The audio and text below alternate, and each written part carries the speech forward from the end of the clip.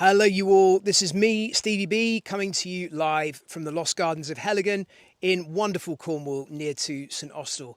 It's been a very, very special week again so far. We've had more record-breaking days down here and lots of incredible wildlife sightings. So, yeah, it's been a little bit like Spring Watch. But instead of Chris and Michaela, you've got my ugly mug to have to listen to for this entire thing. However, for this live, and for this live only, I have two very special guests I cannot wait to introduce you to. A highly decorated, award-winning photographer who is disappointingly young, frustratingly young, if I'm honest, and also an absolute legend and hero of mine, one of the best practical conservationists you could ever wish to hear from. So those two are coming up very, very soon. But first of all, I need to talk to you about what's happening in Cornish seas right now. So with the show that I'm doing here at Lost Gardens of Heligan, I start off every single show, every one of which is different, with a roundup of what's happening in wildlife, either here in Heligan or in Cornwall as a whole. And the fact is that in our seas, things have been absolutely kicking off, and particularly when it comes to the cephalopods. Cephalopods is a long word, but it essentially means the squid, the octopus, the cuttlefish, and we've been seeing them in huge numbers. Thank you to my amazing friend David Palfrey, who sent in some wonderful video. And let's start with this teeny tiny little thing is a bobtail squid, sometimes known as a little cuttlefish. Fully grown, it's no bigger than the end of my little finger, but it is when you get up close to it and you see it in all its glory. Those tiny chromatophores, the pigment-containing cells that can expand and contract, change colour in a millisecond, the huge eyes that surely make it one of the cutest things you have ever seen.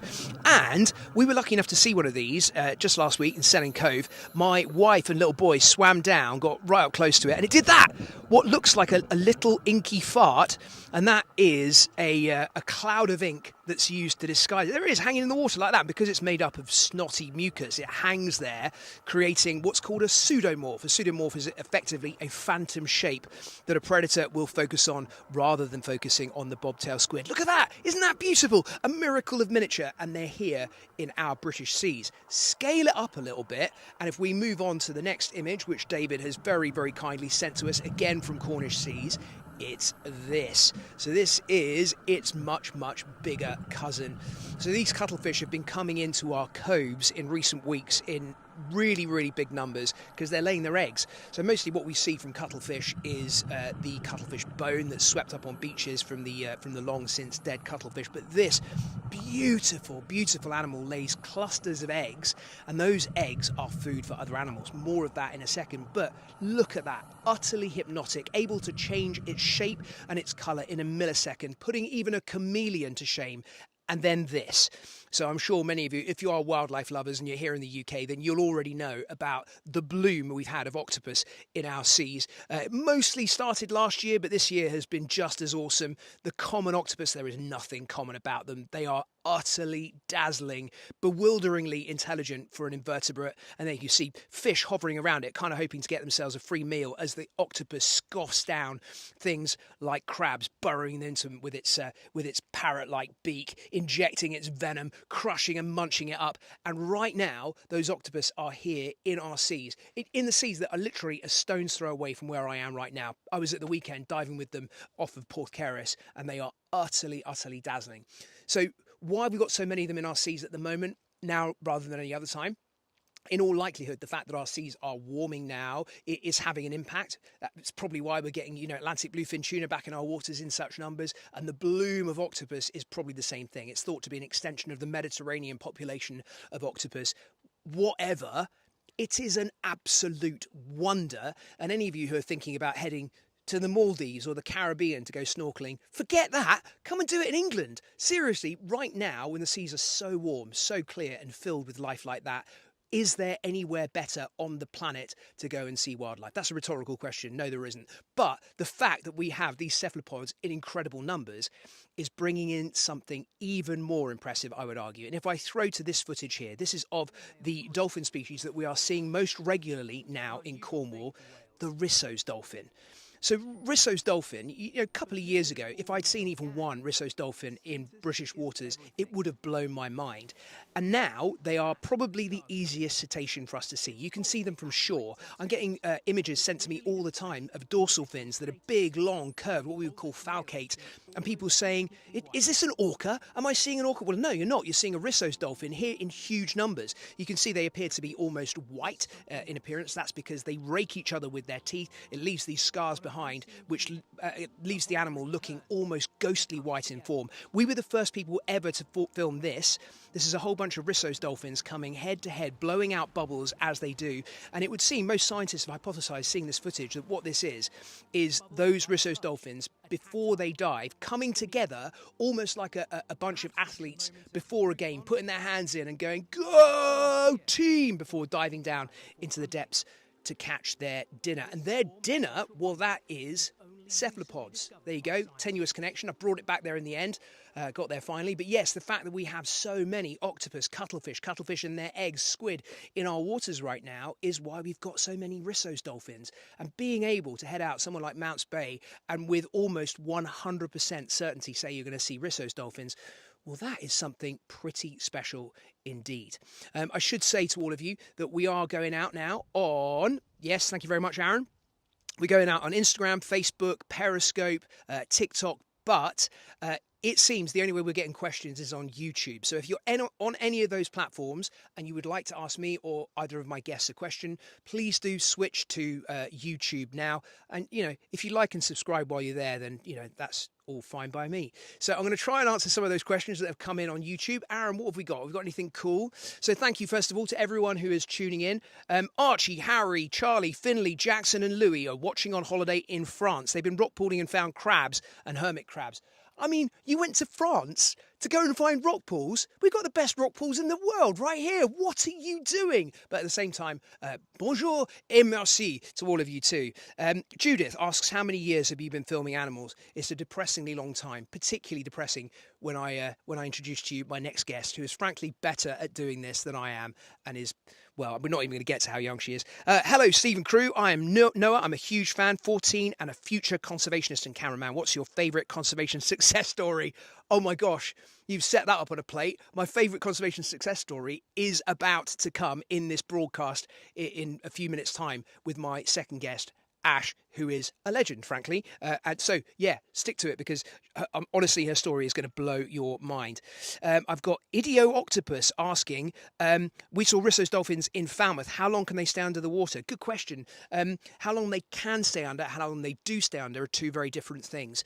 So most cetaceans are able to stay under for a very long time. And that is usually 20 minutes, 30 minutes. They very, very rarely do. One of the things that I've been seeing with Risso's is that quite often you'll see them leaping out of the water, breaching. It's super impressive, and then they're gone. They disappear completely, and they are staying under for a good while, and they are quite often diving quite deep to film. What have I got? Hi, Steve, you're the computer wallpaper at my work. We love you, says Abe's. I'm not sure if I should take that as a positive or not, and I'm not even sure I want to see what the image is, but thank you very much. I love it. Hello, my name is Angel Patil, and I have my first question. Why orcas are the most deadly? So they're super, super adaptable, found in every single ocean around the world. And the ways that they have of finding their food just completely blow my mind. And they're changing all the time. They're adapting. They're creative about how they catch things. And that, I think, is what makes them super deadly. Right, I'm going to hold this back to Aaron because I've got something very, very special to share with you all. It is my first guest. Her name is Jamie Smart. You might know her as Jamie, the eagle-eyed girl. And as Jamie comes in, before we get started, you have led me astray today because you come here all day to Lost Gardens of Heligan without telling me it's your birthday. So I've got just one thing to say, and it goes like this. Happy birthday to you. Happy birthday to you. Happy birthday, dear Jamie. Happy birthday to you. Round of applause from everyone. Absolutely awesome. Okay, so step a little closer so we're in the same shot. Okay, so the reason that I asked you to come here is that the first time I saw one of your images, I almost didn't believe it's true. First of all, for our viewers, can you tell us how old you are and how long you've been doing this astounding photography?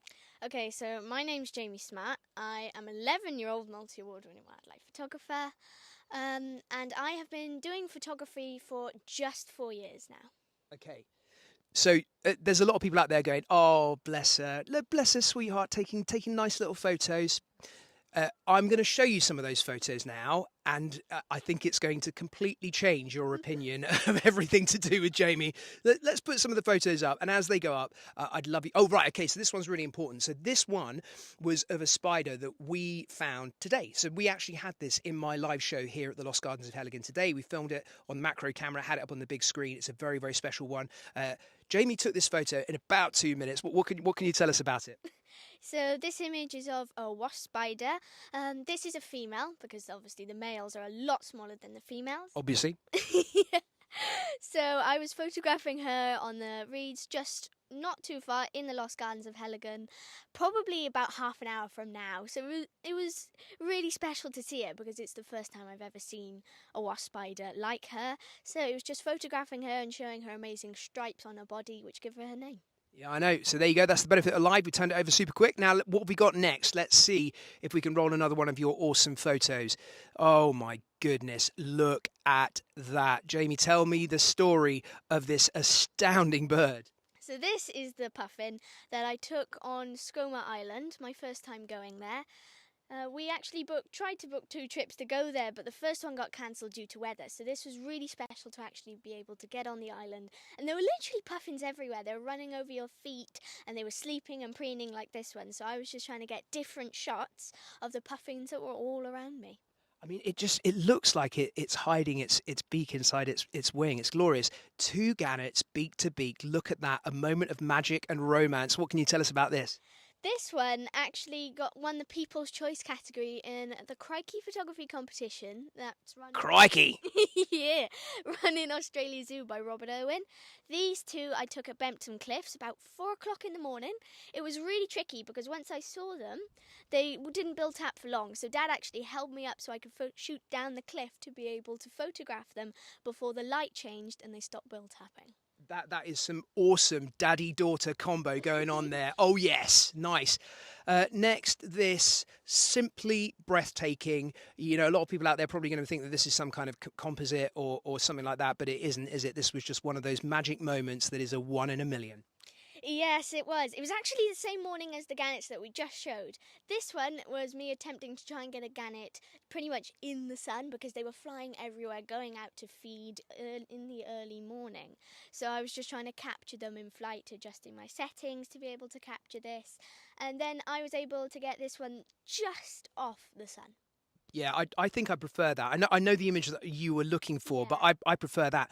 Now, this is absolutely stunning. So we've gone from something that's shot at a distance on a very long lens with the sun perfectly exposed in the background. This is the flip side. So this shows that you are super, super adaptable because we've gone macro now and we've gone into the gorgeous face of a moth. What can you tell me about this?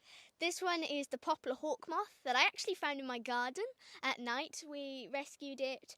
I think it was on the deck or something. It could have been squished, so I picked it up. I got some quick pictures before letting it go.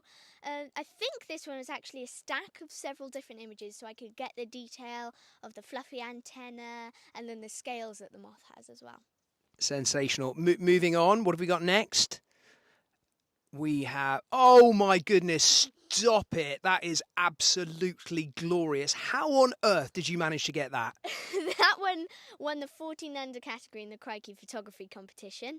That's, as we know, a harvest mouse. It was really cute. I was photographing it at the British Wildlife Centre and I was trying out a new lens and I was just getting pictures of it playing around in the corn, and then it decided to peek out of this certain part of the corn. So I quickly, but not too quickly, to spook it, got into the correct position so that I was able to capture this image just before it stopped peeking.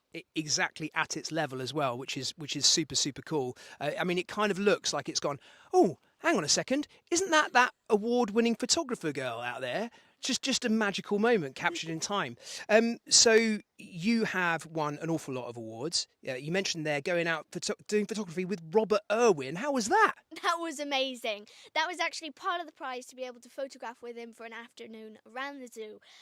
We photographed reptiles. I got to pet a rhino called DJ. We fed turtles in the hospital. I got to go around and see all the species that were there. And it was just such incredible to be with him and be photographing. Amazing stuff. Now, what have you got lined up next? What's your big plan for the future?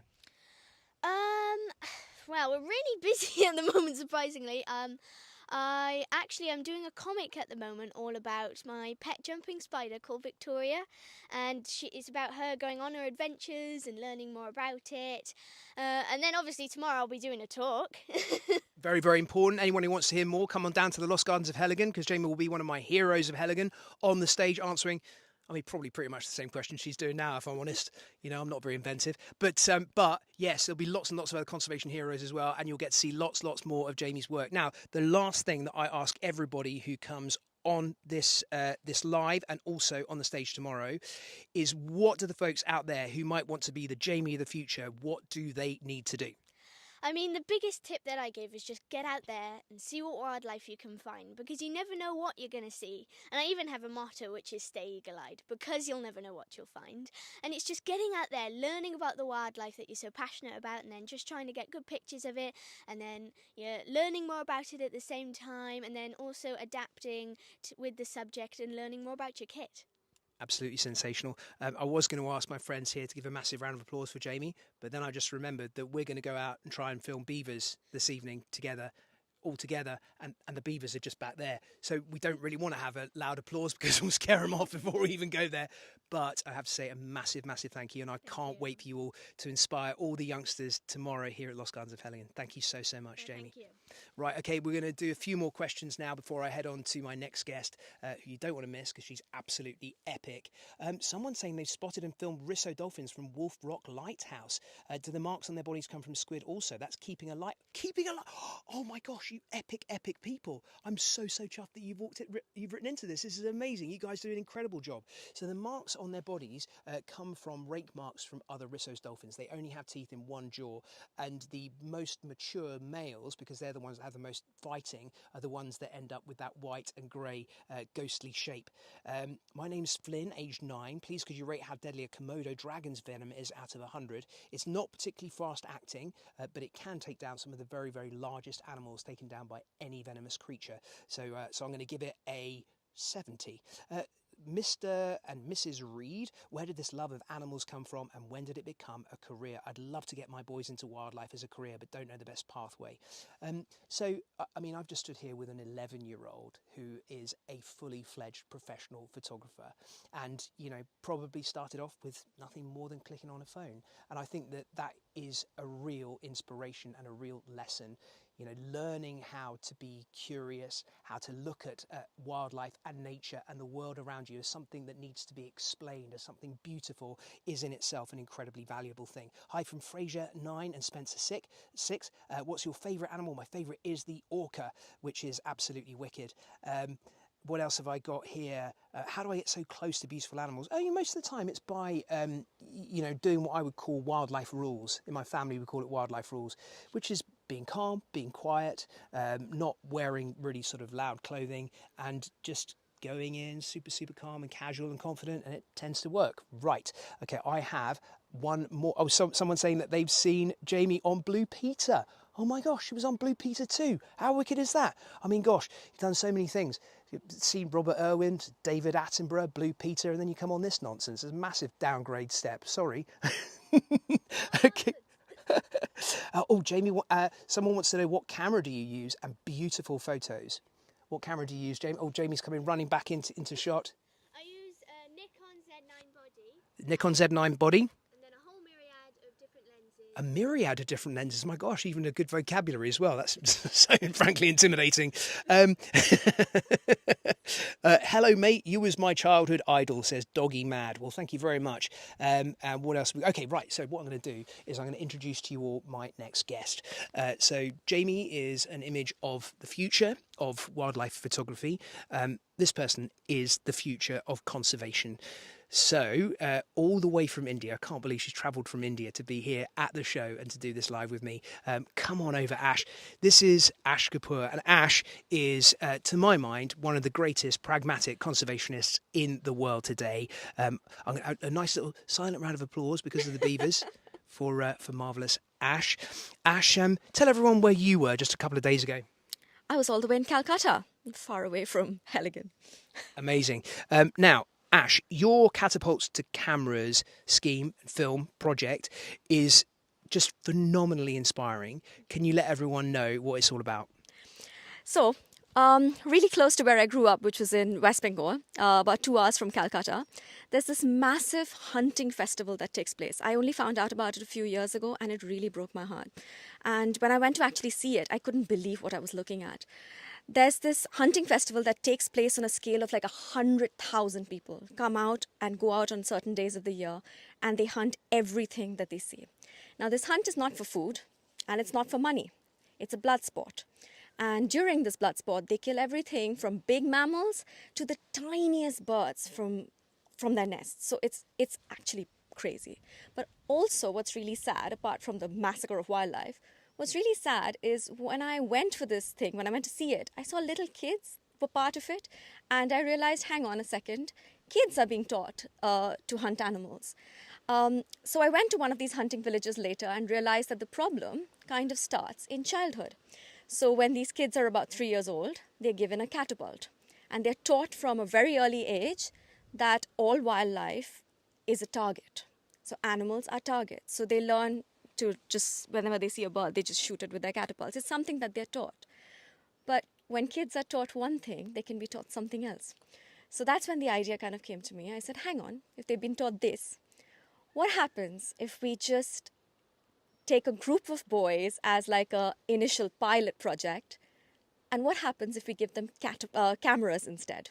So the project was called Catapults to Cameras, and we gave this first group of boys cameras, and the rest is history.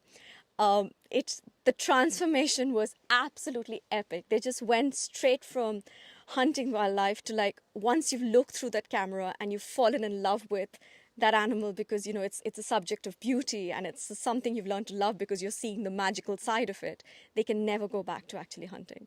So that's what the project is. It's called Catapults to Cameras. It started with just 5 boys. We've got nearly 100 kids now in the project, and guess what? It's not us leading it. There's a charity called Heal leading it, but it's actually the kids. The original 5 kids are the mentors. So they are teaching other kids in that hunting region how to take photographs. They've been taking this back to their families. They're taking the message back to the adults. And the whole region is sort of getting converted through children rather than by the adults.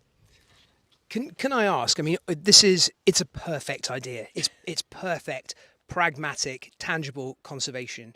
But how do you get from the idea and the concept to making it a reality and making it actually happen? You dive in, Steve. When there's an instinct, I just had an instinct that this would work. So I didn't know which way it's going to go, but I had a fairly good instinct that this would kind of work. So I just dived in, and the one rule that I had right from the start was no preaching. We're going to dive in, we're going to show these kids how amazing nature is, but there's going to be no preaching. At no point did we ever say hunting is bad. We said animals are good, and we said wildlife is pretty and wildlife is amazing. But we never preached, and when you don't preach and you actually just have fun, something happens. People are just engaged with that. And even their own, dads and elder brothers who were hunters were watching these kids having such a blast with these cameras and taking these pictures home that there was no way that we had any backlash or any kind of negativity. Like, of course, you are going into a community, so you would expect something like that. But actually, no, we were totally accepted because the kids were just having such a good time. So we dived into it, essentially. Do you think that there's any way that concept could be scaled and that Absolutely. it could be taken to other places around the world? Yeah, I mean, there's an awful lot of areas where hunting is decimating certain particular kinds of animals. Having proved that it can work in your study site, really, in West Bengal, is there anywhere else you'd like to take it to? Do you think that could work? 100%. I think this is one thing. There are a couple of things I'm really proud of with this project. One is it's completely authentic. Exactly what you see in the film that I've made is exactly how the project happened. And the second thing is scalability. And this is just growing on its own. It's an organic growth and it can be replicated in so many different situations. It can be replicated in so many different places, even where there isn't a hunting problem. Even just getting disengaged young people to look away from the phone and through a camera into nature, you've suddenly made a connection that works. So even for awareness purposes, even for like just engaging kids back with nature, it's a really simple idea. and it can be replicated across the board. And the fun thing is, you don't actually need really complicated cameras for it. So these kids don't want to take they don't want to take like really fancy pictures. They just want to zoom in and really see that bird up close and just take pictures. So we've had a lot of good donations of cameras and stuff like that. We're always looking for that as well. But yeah, it's very scalable and very, very doable. So the last question that I ask everyone is, to all the answers out there who are listening to this, who would like to do what you do, what is your piece of advice for them? I'd say just whatever you choose to do, have fun with it. There's some kind of magic that happens when you enjoy what you do. If you pick a career you love and you give it your absolute best and have an absolute blast while doing it, somehow success follows. So that's my formula. I just enjoy it. I mean, I don't want to over-egg it, but I have just spoken to two of the most awe-inspiring people I think I've ever met in just this one live broadcast, which is amazing. So Ash, another very small, quiet round of applause so as not to disturb the beavers, and thank you very, very much. So I'm going to be here at Lost Gardens of Heligan for the next few weeks on Mondays, Tuesdays and Wednesdays, doing 2 shows a day. Every single one of those shows is going to be different. They are all going to contain different wildlife, different things that I'm going to be throwing to. Aaron, have you got any questions over there for me? So anyone who can make it down here, absolutely astounding. If not, then I will be doing these lives every Tuesday evening here on my YouTube, and feel free to send in questions. I will do my very, very best to answer. So I've got Clarity Cambridge. Can't thank you enough for what you're doing. My children love you. And you've shown Ezra and Tweed how to love nature. Sensational. Hi, Steve. Going to Bangor University, hopefully in a few years. Have you got any advice? I mean, yes, absolutely. What an epic place. You're going to somewhere where the Menai Straits meet Snowdonia. It's just the most wicked place to study natural history. Sensational. What else we got? Rupert, 7 years old. Favourite land animal from England? We have a polecat in our garden, which blows my mind. We've seen him in the middle of the day. Epic. I'm calling him he. I have no idea if it's a he or she, but yeah, right now it is without question my favourite animal. Casey Williams, not wanting to make you feel ancient, but I've been watching you on Deadly 60 for years. I mean, that ship has sailed. I already feel ancient. Now my daughter's caught the bug too and is passionate about wildlife. Sensational. Our question for today from Sarah Evans: have you ever seen a sea snake? Very much, yes, absolutely. Someone's saying that it's Clouded Leopard Day. My goodness, we really do have a wildlife day for absolutely everything, don't we? Well, happy Clouded Leopard Day too.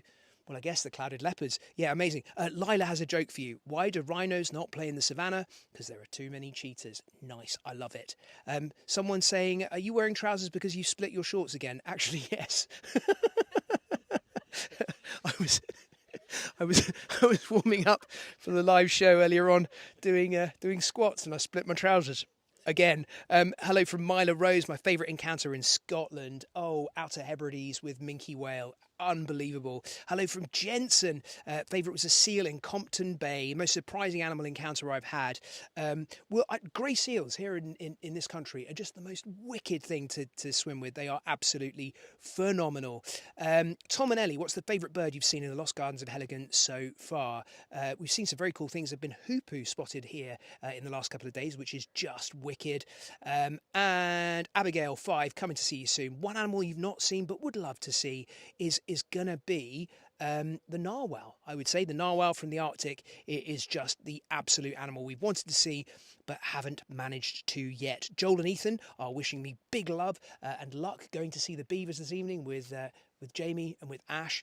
Here's hoping. I mean, they're behind us, not far behind us now. They've had an amazingly successful reintroduction here at the Lost Gardens of Heligan. So I am really, really looking forward to going out and finding them. Tate and Fen, that I met today. Tate wants to know about keeping a snake. Good idea. Fen wants to know what my favourite biscuit is. Jammy Dodger? I don't know, I've not really thought about that, but yeah, very good one. Spiders are awesome. Try to convince everyone in 30 seconds, says Leyland Povey. Wow. Okay, I'm not timing it, but here you go. Spiders are the predators of around 98% of invertebrate flying life, like flies, mosquitoes and midges. If we didn't have spiders, all those things would proliferate to an extent where they would become an absolute pest, hammering our life. Spiders are vital. Spiders are awesome. If you don't believe me, have a little look online at the sparkle muffin. Have a look at a sparkle muffin spider and tell me they're not awesome. And when Jamie's animated book comes out about Victoria, the jumping spider, that too will convince you that spiders are awesome. I've got James Hampton. Will you have any involvement in the new natural history GCSE? Yes. Amazingly, the government has been very, very open to me being involved, which is just wicked. Craigie Craig says he's smiling so much. Thank you very, very much. Jacob 8, have you seen any puffins in Cornwall? Yes, absolutely. Tips for daughter Evelyn, age 12, who wants to become a marine biologist. Get out there and do it. Have an inquisitive spirit. Learn to dive, to swim, to snorkel. All those things are really important. Oh my gosh, there are literally hundreds of questions coming in here, and I could be doing this all night long, but I'm going to call it there because I want to go and see some beavers. So a massive thank you to Ash, to Jamie, who are absolutely awesome, to Fabian and Aaron for setting this up, to my amazing team here at the Lost Gardens of Heligan. I think this might be my favourite job I've ever done, probably the most wholesome thing I've ever done in my entire life. Come on down here, come on down to the Lost Gardens of Heligan in Cornwall. It's just wicked. It will fill you with well-being and joy, and you'll come away hopefully loving British and Cornish nature even more. So a massive shout out to everyone. I love you guys, loads and loads and loads. To Logan, Kit, Bowen and Helen, I'm coming home soon, and all the very best from me, Stevie B.